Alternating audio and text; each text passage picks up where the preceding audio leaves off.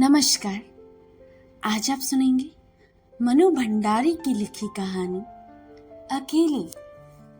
सोमा बुआ बुढ़िया है, सोमा बुआ परियत्तता है, सोमा बुआ अकेली है। सोमा बुआ का जवान बेटा क्या जाता रहा, उनकी जवानी भी चली गई। पति को पुत्र वियोग का ऐसा सदमा लगा कि वह पत्नी घर बार तज कर तीर्थवासी हुए और परिवार में ऐसा कोई सदस्य नहीं था जो उनके एकाकीपन को दूर कर दे। पिछले 20 वर्षों से उनके जीवन की इस एकरसता में किसी प्रकार का कोई व्यवधान उपस्थित नहीं हुआ, कोई परिवर्तन नहीं आया। या यूं हर साल 1 महीने के लिए उनके पति उनके पास आकर रहते थे, पर कभी उन्होंने पति की प्रतीक्षा नहीं की, उनकी राह में आंखें नहीं बिछाई। जब तक पति रहते उनका मन और भी मुरझाया हुआ रहता, क्योंकि पति के स्नेहहीन व्यवहार का अंकुश उनके रोजमर्रा के जीवन की अबाध गति से बहती स्वच्छंद धारा को कुंठित कर देता। उस समय उनका घूमना फिरना मिलना जुलना बंद हो जाता और सन्यासी जीवन महाराज से यह कभी नहीं होता कि 2 मीठे बोल बोलकर सोमा बुआ को एक ऐसा संबल ही पकड़ा दे जिसका आसरा लेकर वे उसके वियोग के 11 महीने काट दे। इस स्थिति में बुआ को अपनी जिंदगी पास पड़ोस वालों के भरोसे ही काटनी पड़ती थी। किसी के घर मुंडन हो, छठी हो, जनेऊ हो, शादी हो या गमी, बुआ पहुंच जाती और फिर छाती फाड़कर काम करती, मानो वे दूसरे घर में नहीं अपने ही घर में काम करती रही हो। आजकल सोमा बुआ के पति आए हैं और अभी अभी कुछ कहा सुनी होकर चुकी है। बुआ आंगन में बैठी धूप खा रही है, पास रखी कटोरी से तेल लेकर हाथों में मल रही है और बड़बड़ा रही है। इस 1 महीने में अन्य अवयवों के शीतल हो जाने के कारण उनके जीभ से सबसे अधिक सजीव और सक्रिय हो उठती है। तभी हाथ में एक फटी साड़ी और पापड़ लेकर ऊपर से राधा भाभी उतरी। क्या हो गया बुआ, क्यों बड़बड़ा रही हो? फिर सन्यासी जी महाराज ने कुछ कह दिया क्या? अरे मैं कहाँ चली जाऊं, सोने ही नहीं सुहाता। कल चौक वाले किशोरी लाल के बेटे का मुंडन था, सारी बिरादरी को न्योता था। मैं तो जानती थी कि ये पैसे का करूर है कि मुंडन पर सारी बिरादरी को न्योता दे, पर काम उन नई नवेली बहुओं से संभालेगा नहीं, सो जल्दी ही चली गई। हुआ भी नहीं और सरक कर बुआ ने राधा को हाथ से पापड़ लेकर सुखाने शुरू कर दी। एक काम गस से नहीं हो रहा है। अब घर में कोई बूढ़ा बड़ा हो तो बतावे, या कभी किया हो तो जाने। गीत वाली औरतें मुंडन पर बन्ना बन्ना गा रही थी। मेरा तो हंसते हंसते पेट फूल गया और उसकी याद से ही कुछ देर पहले का दुख और आक्रोश धुल गया। अपने सहज स्वाभाविक रूप में वे कहने लगी, भट्टी पर तो देखो अजब तमाशा, समोचे कतरे नहीं उतर रहा और इतने बना दिए कि 2 खिला दो, और गुलाब जामुन इतने कम कि एक पंगत भी पूरे ना पड़े। उसी समय मैदा सान कर नए गुलाब जामुन बनाए। दोनों बहुए और किशोरी लाल तो बेचारे इतने जस मान रहे थे कि क्या बताऊं। कहने लगे, अम्मा तुम ना होती तो आज भरतड़ हो जाती। अम्मा तुमने आज लाज रखी। मैंने तो कह दिया, अरे अपने काम में नहीं आवेंगे तो बाहर से तो आवेगा नहीं। यह तो आजकल उनकी रोटी पानी का काम रहता है, नहीं तो मैं सवेरे से ही चली आती। तो सन्यासी महाराज क्यों बिगड़ पड़े? उन्हें तुम्हारा आना जाना अच्छा नहीं लगता बुआ?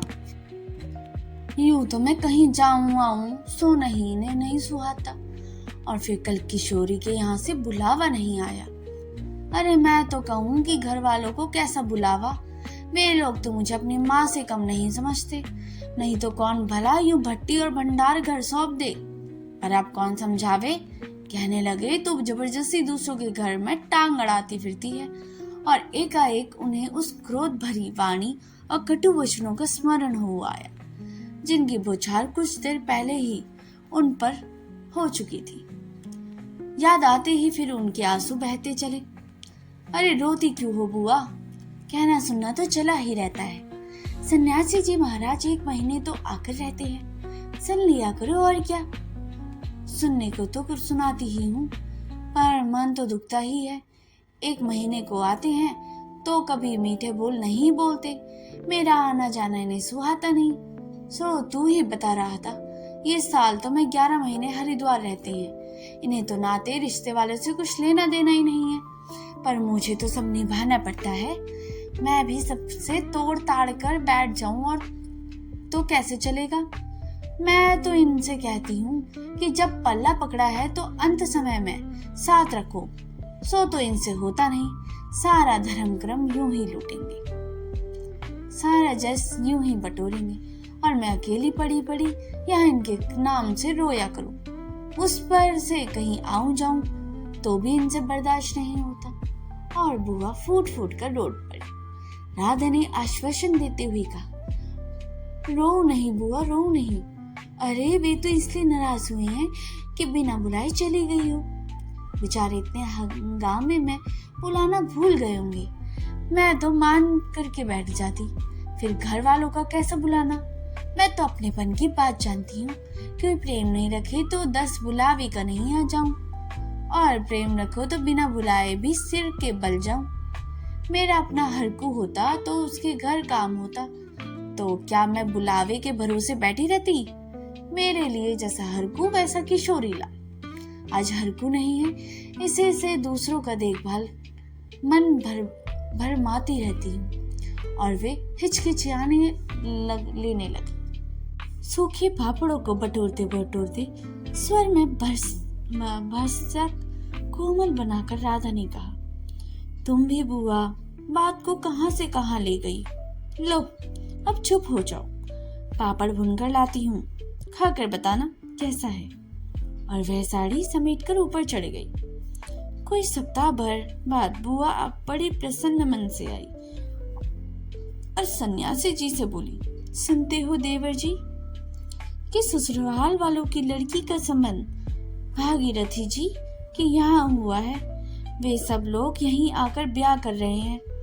देवर जी के बाद तो उन लोगों से कोई संबंध ही नहीं रहा, फिर भी है तो समधी ही। वे तो तुमको भी बुलाए बिना नहीं मानेंगे। समधी को आखिर कैसे छोड़ सकते हैं। और बुआ पुलकित होकर हंस पड़ी। सन्यासी जी का मौन उपेक्षा से उनके मन में ठेस तो पहुंची, फिर भी वो प्रसन्न थे। इधर उधर जाकर वे इस विवाह की प्रगति की खबर लाती। आखिर एक दिन वे भी यह सुन आई कि उनके समधी यहाँ आ गए हैं। जोर शोर से तैयारियां हो रही हैं, सारी बिरादरी को दावत दी जाएगी। खूब रौनक होने लगी। दोनों ही पैसे वाले ठहरे। क्या जाने हमारा घर तो बुलावा आएगा या नहीं। देवर जी को मरे 50 बरस हो गए, उसके बाद से कोई संबंध ही नहीं रखा। रखे भी कौन, यह काम तो मर्दों का होता है। मैं तो मर्द वाली होकर भी बेमर्द की हूँ। एक ठंडी सांस करके दिल से निकल गई। अरे वाह बुआ, तुम्हारा नाम कैसे नहीं हो सकता। तुम समधन ठहरी। संबंध में ना रहे कोई रिश्ता थोड़ी ही टूट जाता है। दाल पिसती हुई घर की बड़ी बहू बोली, हाँ बुआ नाम है, मैं तो सारी लिस्ट देख कर आई हूँ। विधवा ननद बोली। बैठे ही बैठे एकदम आगे सरक कर बुआ ने बड़े उत्साह से पूछा, तू अपनी आंखों में देख कर आई है ना नाम? नाम तो होना ही चाहिए। और मैंने सोचा कि क्या जाने आजकल की फैशन में पुराने संबंधों को बुलाना हो या ना हो।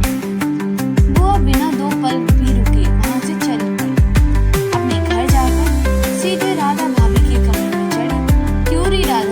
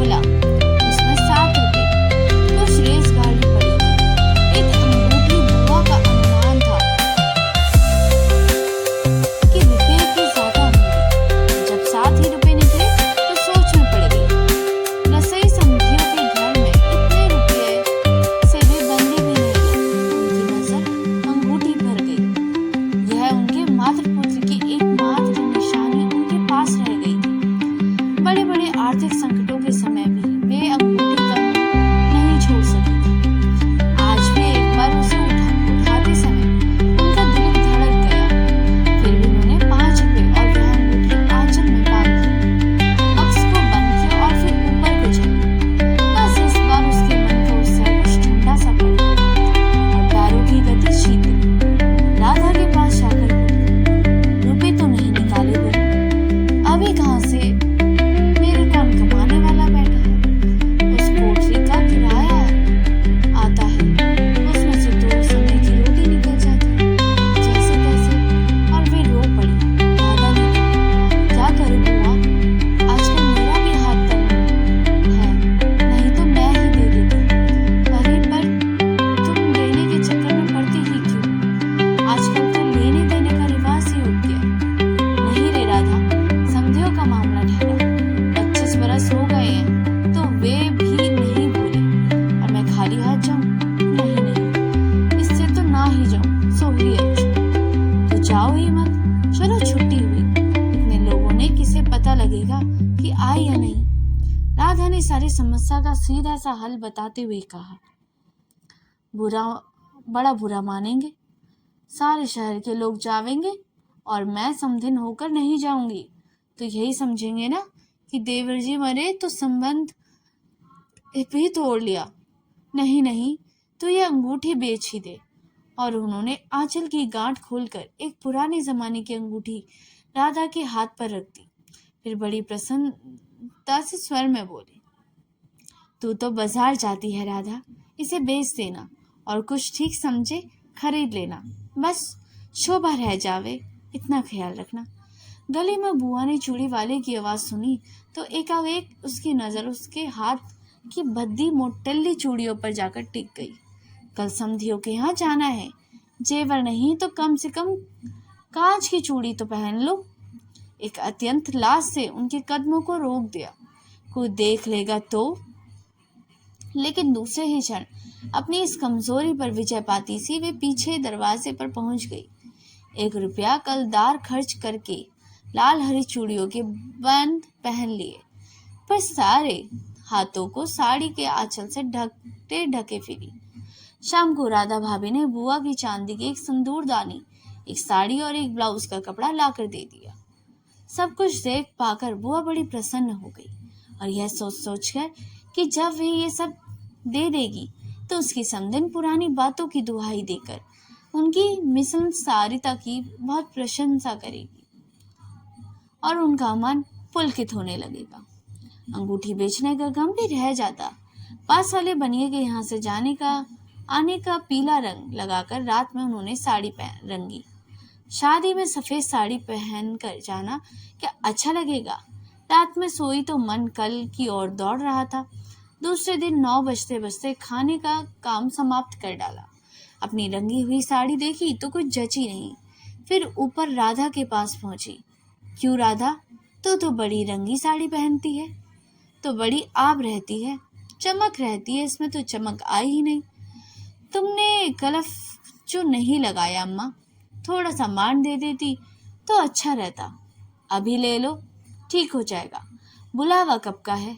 अरे नए फैशन वालों की मत पूछो, एंड मौका पर बुलावा आता है।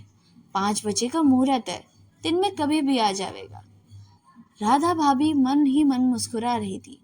बुआ ने साड़ी में मान लगाकर सुखा दिया। फिर एक नई थाली निकाली। उसकी जवानी के दिनों में बुना हुआ क्रोशिये का एक छोटा सा मेजपोश निकाला। थाली की साड़ी, सिंदूरदानी और एक नारियल और थोड़ी से बताशे सजाए। फिर जाकर राधा को दिखाया। सन्यासी महाराज सवेरे से आयोजन को देख रहे थे। उन्होंने कल से लेकर आज तक कोई 25 बार चेतावनी दे दी थी कि यदि कोई बुलाने ना आए तो चले मत जाना, नहीं तो ठीक नहीं होगा। हर बार बुआ ने बड़े ही विश्वास के साथ कहा, मुझे क्या बावली समझ रखा है जो बिन बुलाए चली जाऊंगी? अरे वो पड़ोस वाले की निंदा अपनी आंखों के बुलावे लिस्ट में नाम देखकर आई है। वो बुलाएंगे क्यों नहीं? शहर वालों को बुलाएंगे और समधियों को नहीं बुलाएंगे क्या? 3 बजे के करीब हुआ कि अनमने भाव से छत पर इधर उधर घूमते हुए देख राधा भाभी ने आवाज लगाई, गई नहीं बुआ? एकाएक चौंकते हुए बुआ ने पूछा, कितने बज गए राधा? कहा 3। सर्दी में तो दिन का पता ही नहीं लगता। बजे 3 ही हैं और धूप सारी छत से के ऊपर से ऐसे सिमट गई मानो शाम हो गई। फिर एकाएक ऐसा ख्याल आया कि यह भी तो भाभी के प्रश्न का उत्तर नहीं हुआ। जरा ठंडे स्वर में बोली, मुहूर्त तो 5 बजे का है, तो जाऊंगी, 4 तक चली जाऊंगी, अभी तो 3 ही बजे हैं। बड़ी सावधानी से उन्होंने स्वर में लापरवाही का पुट दिया। बुआ छत पर से गली में नजरें फैलाए खड़ी थी। उनके पीछे ही रस्सी पर धोती फैली हुई थी जिसमें कलफ लगा था और अब बरक छिड़का हुआ था। अब बरक के बिखरे हुए कण रह रहकर धूप में चमक जाते हैं, ठीक वैसे ही जैसे किसी को गली में घुसता हुआ देख बुआ का चेहरा चमक उठता है।